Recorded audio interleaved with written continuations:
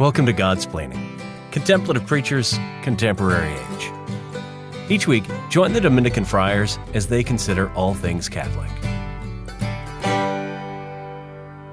Welcome to Godsplaining. I am Father Gregory Pine, and I am joined here by Father Bonaventure Chapman, who is joining us. Blazingly white. Who is joining us in current blanched, front lit fashion from a Mark Rothko sound studio. Please tell us about your environs. Correct. Yes. I am in Mark Rothko's sound studio, capital of the world. No, I am in Thorpe, Wisconsin, visiting with two dear friends, Pat and Kendra Connolly, who I studied when I was in Oxford with. Pat was a seminarian, Anglican seminarian like myself, and they converted to Catholicism just after I converted to Catholicism. So I've stayed close to them, and they're very dear friends, and I was out visiting them. I'm visiting them for a little bit of time out here and helping out the local parish in the middle of Wisconsin, because I grew up in Buffalo. I love snow, and they have lots of snow and hoarfrost. Hoarfrost is gorgeous. Wait, what? What's hoarfrost? The little snow, so like that in just the right conditions, little ice, like they're little snow icicles that happen on trees. You've seen these things; are beautiful, but it creates this little halo basically of snow on all the trees. Oh, it's gorgeous. It's absolutely gorgeous. Hoarfrost, I think it's called. But there's a lot of that, which is delightful. And there's a shrine up here to Our Lady of Guadalupe in 2005 that has my favorite image of St. Faustina painted by Noah Buchanan, as well as a beautiful one by Maria Goretti, not by her, but with lilies. And so I encourage you to look up the shrine of Our Lady of Guadalupe. The Franciscan friars, the Immaculate, are there, and their house is Blessed Duns Scotus, and they have a statue out there with him. Nice. So it's a delightful little place up in the mountains here in Wisconsin. So, and there's great cheese. Great. That was, I mean, you sold it. That was like tasting notes are to bourbon as these things that you just said are to, I don't know, going on a pilgrimage. That's a terrible analogy of proportionality. I regret the fact that I started it because then I had to finish it. And proportionality always is a bad way of analogy, as Thomas realized when he shifted back to the analogy of proportion of one to another. Yeah. Yeah. I mean, there it is. So in this episode, our plan is to talk about something different. Okay. Well, you've noticed on account of the fact that you clicked on it and you saw that it had a title, and that title contained the name of a man. And instead of it saying literature and Christopher Nolan, it said movies and Christopher Nolan. Actually, we haven't yet named the episode. Maybe it's film and Christopher Nolan. We'll figure it out. But cinema and Christopher theatrics. Nolan. Yeah, I don't know. Yeah. So we are going to just give a little look at the oeuvre, at the works of Christopher Nolan, and the purpose for which being, kind of a typical Godsplaining approach to take a contemplative look so as to see how these realities that he portrays can somehow shed light on our own lives or afford us a deeper, more excellent entry into, what's good. So with that, a little basic introduction. You know Christopher Nolan better than I do. Can you just give us a rough sketch of who he is and what he does? Yeah, I don't know if that's true, but I will try. So Christopher Nolan is a human being who is a director of movies, and one of the best, I think. I mean, really consistent. Denis Villeneuve, who we might have to do another one of these episodes, however you pronounce that last name. Not that way. Probably tell. Yeah, I learned French to read, not to speak, unfortunately, so I have no idea how to pronounce any of these things. Yeah. But he's another great director. We may have to do him at some point. But Nolan is an excellent, a philosophical director, kind of a bit like Terrence Malick in a sense, but I don't want to say less. I want to say shallower. I want to say different, because he is a profound thinker, and he works off of kind of one key, which we'll get to. But he's produced movies that you have all seen: Interstellar, Dunkirk, more recently, you should say. Tenet is the most recent one, of course, with Denzel Washington's son in it, which is spectacular. I encourage you to see that and enjoy yourself and the mind. But also, more popularly, most people are familiar with his works through I thought they were the latest Batman series, but there's another one coming, another reboot. But the Batman reboots with Christian Bale, so those three movies: Dark Knight, Batman Begins, and then Dark Knight Rises, I think, is the third one, right? So Dark Knight's the middle one, and that's like in the Star Wars episodes where Empire Strikes Back is the best, is 5. Dark Knight is probably the best one of those three series. But he has a and I mean he's done other things. I guess you'd also know maybe from The Prestige, the magic movie, and what else would Insomnia, which is a fantastic movie with Al Pacino and Hilary Swank and Robin Williams as a villain. You could, and then Memento. Oh yeah, he might be a villain. It's pretty clear right away. Walk it back. It's pretty clear. Okay.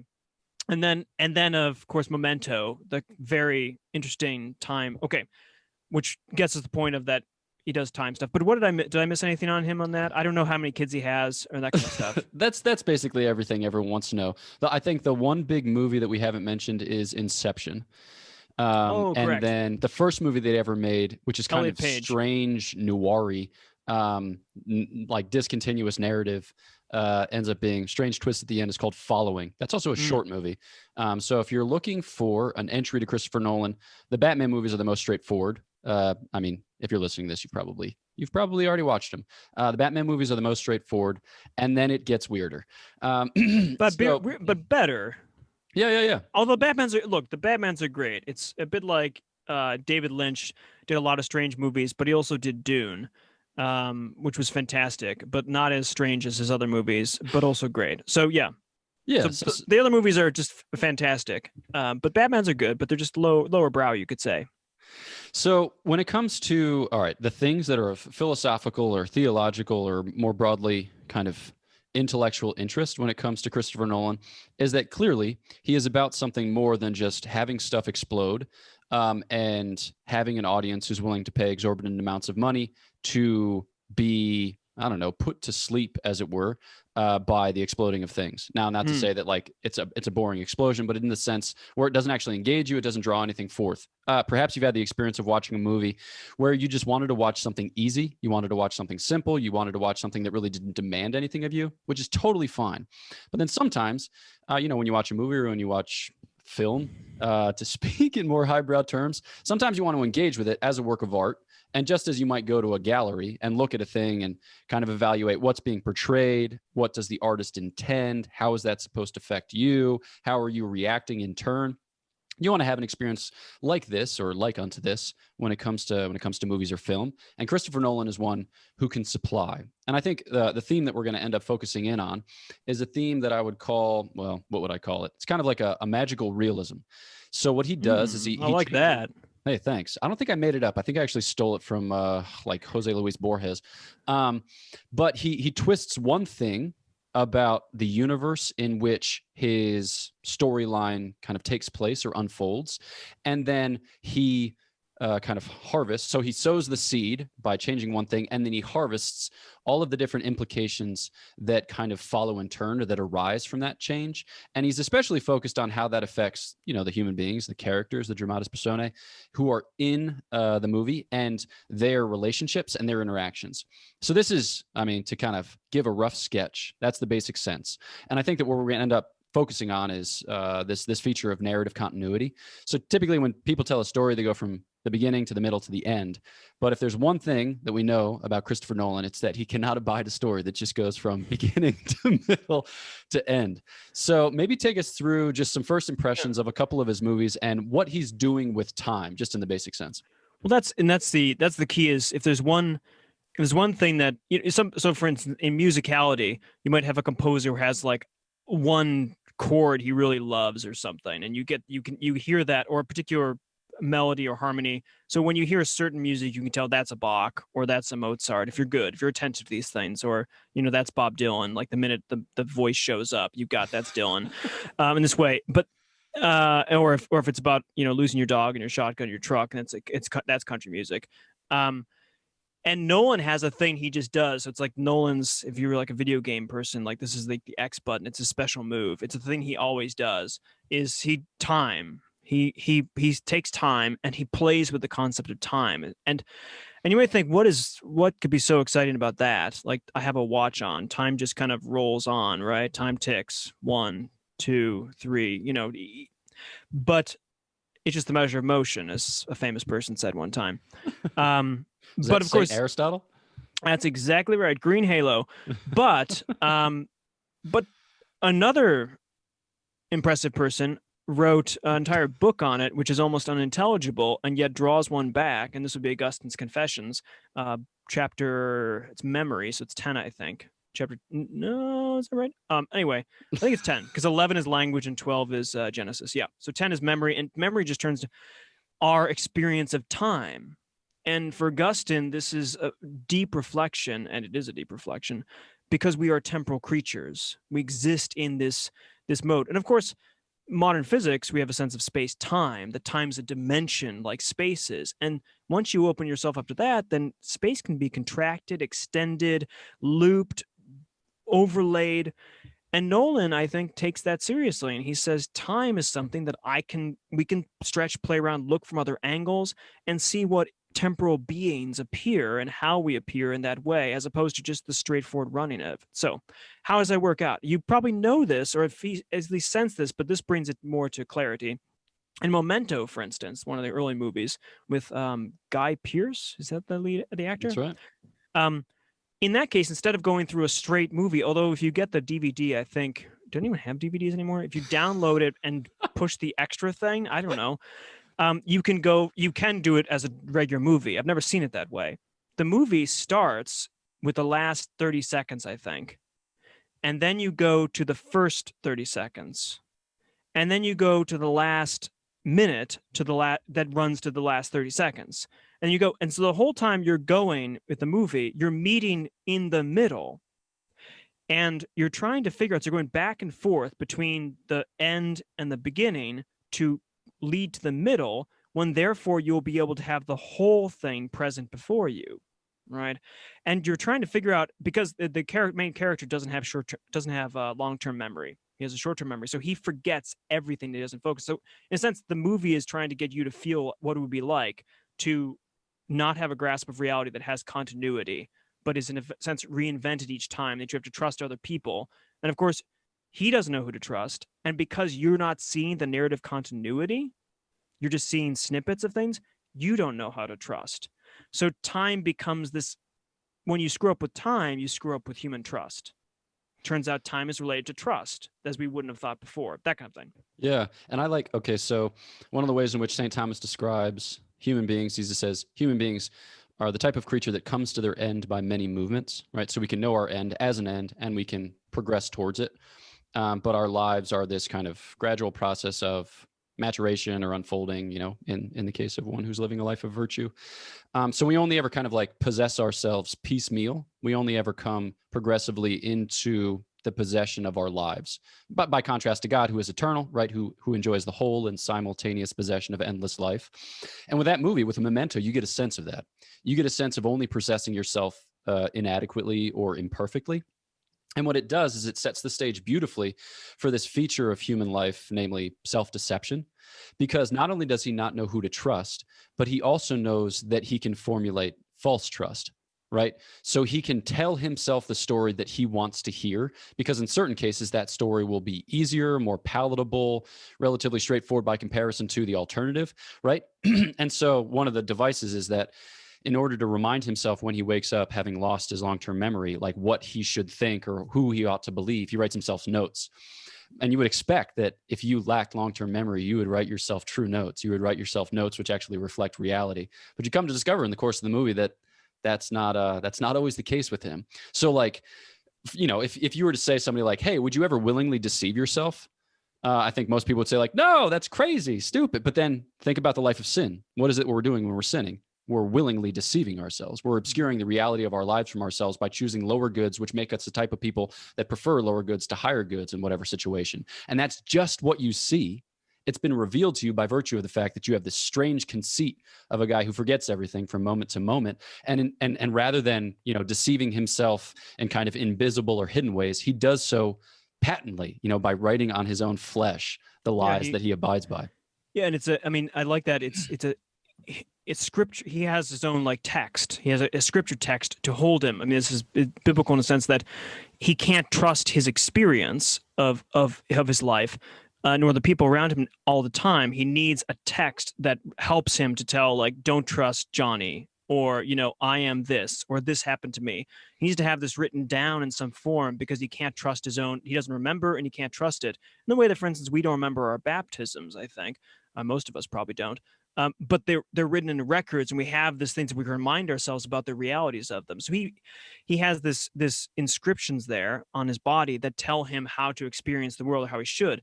But as Father Gregory said, he can make false inscriptions. Just like we have a scripture text, we have the revelation of God given to us, but we can also instead put on others' texts from other places, from other people, and let those then dictate how to order our narrative because of the fact of our disruption of time. And as Augustine would say, the fragmentation of our experience of time as we become more diffuse in our desires as opposed to being unified. Yeah, so I like the inscripting and infleshing texture. Ooh, a metonym. Something. Yeah, that's great. Yeah. All right, that's one. Wait. Oh, go ahead. Yeah, sorry. I was just going to say that we're halfway into the episode, so let's do it. So we're going to take a break arbitrarily to hear a word from our sponsors, which sponsors happen to be ourselves.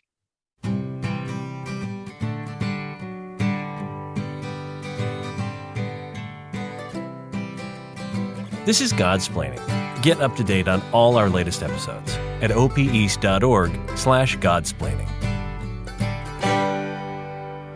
And we're back. So thanks so much for listening to this episode of Godsplaining. We're delighted that you have, that you've stuck with us.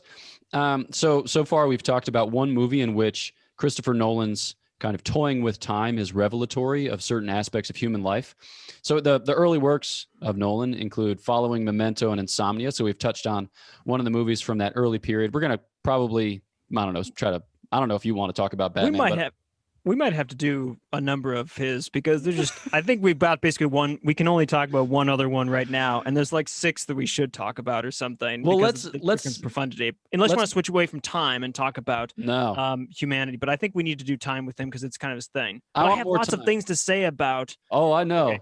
Yeah, so let's boot the Batman trilogy since most people are very, accustomed to it and have had conversations about it. So then let's just pick one arbitrarily from that middle period. Okay, so we booted the Batman movies and we've got Prestige, Inception, and Interstellar, and we can leave Dunkirk and Tenet off to the last. What would you prefer? Prestige, Inception, or Interstellar for time? Oh, I mean, Interstellar is... Oh, for time? Yeah, Interstellar. You got to do Interstellar, right? Okay, let's do it. Yeah, so, I mean...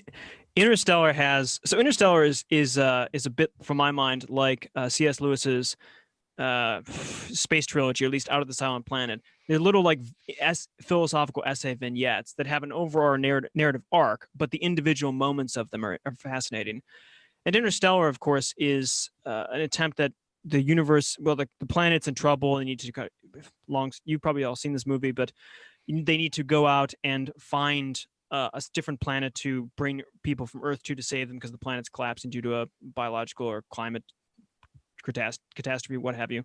And so in that case, we talked about space and time as being these dimensions. Nolan does both in this case. He makes space is huge in this. It's vast. He's actually going to take in the whole cosmos as best he can through it, but also time, because when you bring in, interestingly enough, large spaces, you need to ask questions about temporal dimensions because they're going to be a lot greater than what we've expected because you have to take a long time to travel through. Like, you commit yourself. There's a certain point where they have to send out, like, I think it's 10 astronauts or something to different places that could possibly hold human life.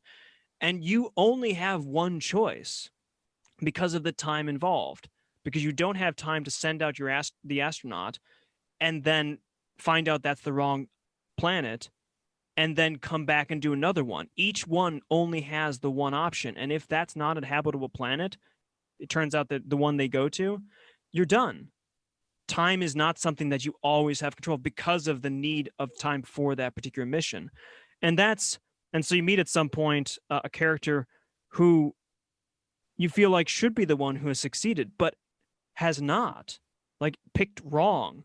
And his struggle and what he does, we won't give away total spoilers, because of the fact that time is not, he doesn't have control of time and how that leads to it. That's one. And then, of course, there's another scene that we have to talk about. But you want to make a comment about, maybe you could lead the tidal wave ion scene or make a theological comment about this. I mean, I think I'll make one comment about it. we feel like we always have more time, and we always time is something that I can always change, and I can always get back to it. It's like if I did this wrong, but Nolan he widens the scope so much that he allows you to think about the possibility that you don't have time for something else, that the choice you make, even though it will take a long time to play out, can't be reversed. And I think that has something to do with like the vowed life, for instance. If we see those in terms of our time, when you make a decision to get married to this particular person or to enter this particular religious order or something, it's going to play out. You're going to have 60 more years, but in a sense, you don't have time to change that. Even though you have a whole life, you don't have a time to change your decision on that because you won't know how it works out until the final, and it's the whole piece of it. But that's just one reflection on it. Yeah, and I think maybe to make like a math, physics, philosophy observation about this, he has a way of showing you what's entailed in a moment, right? So that word moment, we use it to refer to a short snippet of time, but we also use it to refer to like weight in motion, as it were. You know, so you talk about like momentum or the moment arm or things like that, or you talk about an occasion as momentous. So yeah, it's an occasion, which is to say it's a slice of time, but it also has a kind of gravity to it. It has a kind of heft. And I think that when he plays with time, he shows you how very not so much valuable, but how very significant is a moment, how it can bear so much meaning, even if it seems small or trifling. And it's funny, like the way that he does this in Interstellar is kind of the opposite from the way that he does it in Inception. Because Inception, you know, you have dreams within dreams within dreams. And let's say that something takes, you know, whatever, 5 seconds to transpire in the real world. You can fill, you know, like you can pass 5 hours in the first level of dream, you know, and you can pass 5 days in the next level of dream. You can pass 5 years in the next level of dream. So it's like he breaks that moment open and open and open and open so that you are less likely to overlook the fact that it is as significant as it is. And then with Interstellar, he has a way where, you know, when they visit that one planet where the gravity is such that time passes at a different rate. Yeah. So time passes at a different rate because the gravity is as it is. And they're momentarily delayed on that planet. But then when they come back to the ship where they left Idris Elba's character, he's aged like 40 years. You know, he's been waiting for them forever. So what to Anne Hathaway's character seemed like, you know, a small decision to go back and to, you know, like get something from their probe ended up mattering a lot for another character who was waiting for them back on another, you know, on another kind of wavelength, as it were, back in the ship. Time length. Yeah. I don't actually know anything about physics, but it's just fascinating to see that everything that we do matters, and that's not something that overwhelms our liberty, but it's something that actually gives us like purpose, as it were. Like it's not to say like everything that you do matters so much, so you should just cower in fear and never get out of bed, you know, like at the mere thought of potentially messing it up. It's like, no, like you should get out there precisely because what you do, and not in like a kind of crass life teen night kind of go make a difference type way, but like everything that you do has import. Yeah, no, you go. No, I was just getting life teeny on things and getting excited about, you know, you're going to make a difference. But I think that's and he's a great director. We talked about time, but because it's persons, you know, again, Augustinian, I think he's very Augustinian in this fashion, that it's time has to do with the persons. It's not like time is just a physical phenomenon, but time affects people. So when the two astronauts get back to meet Idris Elba character, who they've only been delayed a couple minutes, but he's been delayed 37 years, I think it is something. The door on the spaceship opens up, and he's a bearded man now. He's aged, and the look on his face. He's been alone on this ship for 37 years. When he says, you know, I forget the exact line. Where have you been, or like what? But they've changed his life in irrevocable. You know, and to realize that you can have those effects on people, but to see in that character's personality the effects of time, not just physically, but the emotionally, psychologically, Nolan does a beautiful job of showing you that, and they're meeting. And of course, the movie is about just time because the father is moving at a different time because of a black hole as the daughter, and it turns out maybe even everyone is already. It's one of those loopy kind of. We won't give away all the details of it. Just most of them.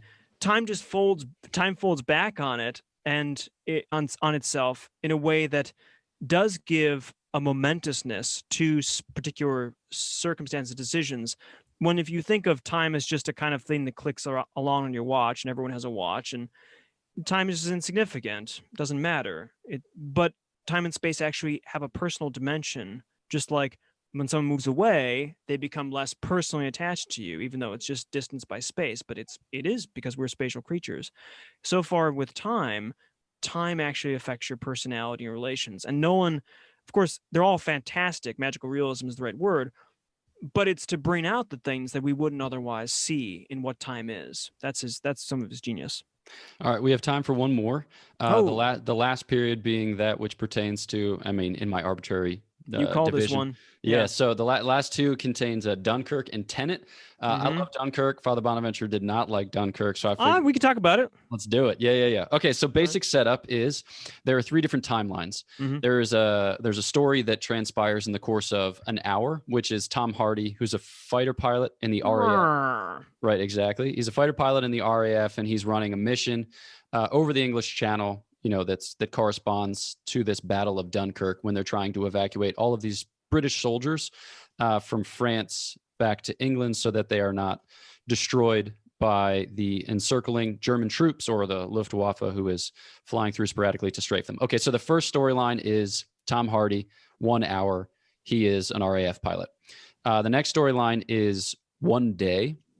And that's the story of a man and his son's friend, who pilot a ship they leave from England, they go to Dunkirk, they pick up, they don't quite make it to Dunkirk, but they pick up British soldiers who are fleeing Dunkirk, and they ferry them back to the island.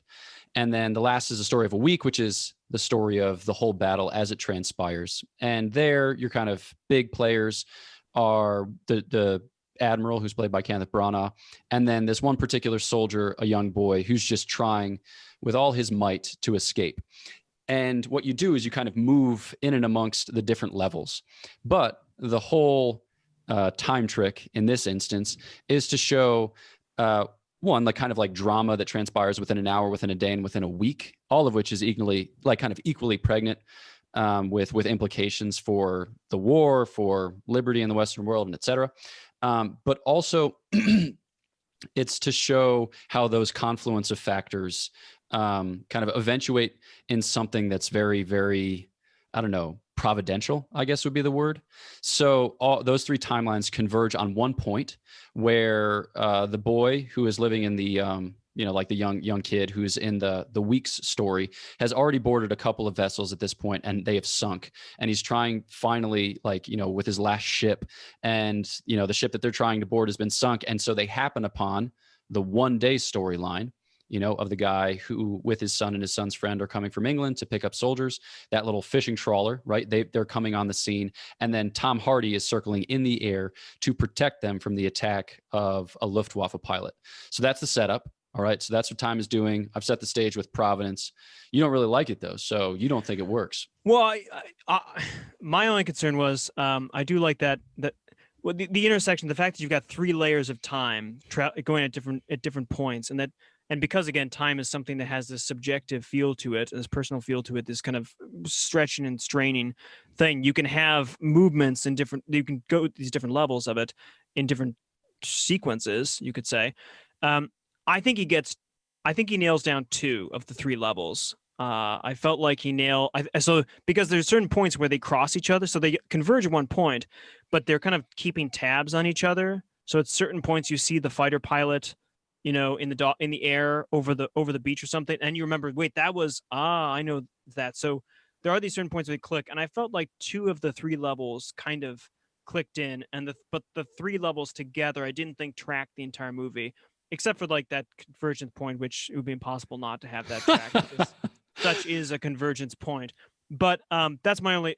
But in general, what I find with Nolan is he's dealing with the most abstract and yet personal issues. So all of this time work he does is not just for like time's sake, but for anthropological reflection. And so he's dealing with extremely heavy and difficult concepts, and he's bending them in ways that are beyond what you would want to, the magical realism aspects, Father Gregory said. And so I give him A's for effort. It's hard to land really, really dangerous planes, So like even like Interstellar is not a good movie in its entirety in terms of like a narrative arc that works out perfectly, this sort of thing. But he's like a I don't know, a sophomore who decided to enter the college level physics. He's way out of his league because these are just difficult concepts, and so it's so ambitious. If you get any of it right, that's going to get an A+ from me. Like, well done, my friend. And he gets so much of it right. So even if you have one flaw, some people don't like some of this stuff, but the ambition is just impressive, and it's the ambition for the sake of the person's dealing with time and how we intersect on that. So Dunkirk, I think, is great. I feel like one of the or doesn't fit as well with the other two layers, but that's such a small. That's like, well, you spelled gray with an A, and usually people spell with an E or something. It's fine. It's a fantastic movie. I recommend it heartily. So my last kind of apology for this, or my defense of it, is that I think that it succeeds precisely where it needs to succeed. So I think the week-long storyline is a little bit loose, and could it have been just a 3-day storyline, and could he have kind of done it a little tighter? I suppose he could have, but I think that what the scope of the 3 storylines shows you is the different motivations of the different characters in a way that I found very personalistic and very humanizing. So you see this young kid. As to be expected, he's just motivated by self-preservation in a way that's fierce, in a way that's kind of dogged in its determination. And then you see the father and his son, and they really are motivated by a spirit of like sacrifice and of, I don't know what you would call it, maybe like piety. So this gentleman had 2 sons, and his oldest son was an RAF pilot, and he died in one of the early engagements of the war. And so they see it as like a kind of contribution to something for which their son sacrificed. So then it's like love of family almost. And then in the case of Tom Hardy, the pilot who's there, you can see his love of country touches him at great personal cost, because he was part of a squadron of 3 planes. One got shot down at the beginning, the other got shot down like kind of, I don't know, maybe halfway into the story. And then it's up to him, basically. He knows that if he goes after this plane, that that he's going to run out of fuel, basically, and it's going to end poorly for him, and it does. But he chooses his love of country over his own kind of self-preservation. So you see like kind of different takes on the common good, and then all of those takes come together just very beautifully in that convergence factor. And you see like, that all of these desires for genuine human goods can be concordant, and that they're all taken up in this war effort, because the kind of providential man who oversees the whole of it is Kenneth Branagh. And the big thing that he says is when he sees all of these ships coming on the horizon, he says, that's home. Because throughout the course of the movie, people are saying, it's so close, England is so close, home is so close. But for them, it seems impossible. It seems unrealizable. But then when it comes to them, like when all of these different men's motivations come to bear on this point, of their common love for the common good, that home is made real, home is made present. So I thought that was so beautiful. I thought that was so successful. And yeah, like you said, there are things about it that aren't perfect, but Christopher Nolan just has the guts to make movies that are, they're difficult, they demand something of you, but like after you've watched them, you feel like you've been on a retreat rather than seeing your 27th Marvel movie. He's a magnanimous director. He knows he can achieve the good. He desires to achieve the good, and he aims for great things because he's a great soul director. I would say that magnanimity of direction would be one of his virtues. Boom. All right. Well, this has been our first installment in film and fill in the blank. So our first here with Christopher Nolan, but there are many excellent directors in this, our modern age. We mentioned Denis Villeneuve. We also mentioned Terrence Malick, but I could see us doing podcasts about, let's see, Wes Anderson or the Coen brothers or Jordan Peele or different people like that. So we did a lot of literature last year, and I suspect we'll do some literature again this upcoming year, but trying to mix in some film. So thanks so much for listening to this episode of Godsplaining. Please do share the podcast with those whom you think could benefit from it. Please leave a review. Easy way to kind of work the podcast up in an algorithm so other people see it. Think about it as like the easiest way to evangelize that you've ever had or that you've ever done. And then if you would consider supporting us on Patreon, we recently got some help with editing things because we're terrible at technology and other people are better at it. So if you could contribute to that, it helps us to offset those costs. I think that's all from us. So we're praying for you in this new year. Ask that you pray for us, and we'll catch you next time on Godsplaining.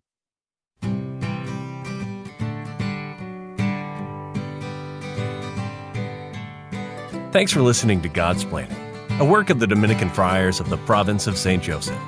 Visit us at opeast.org.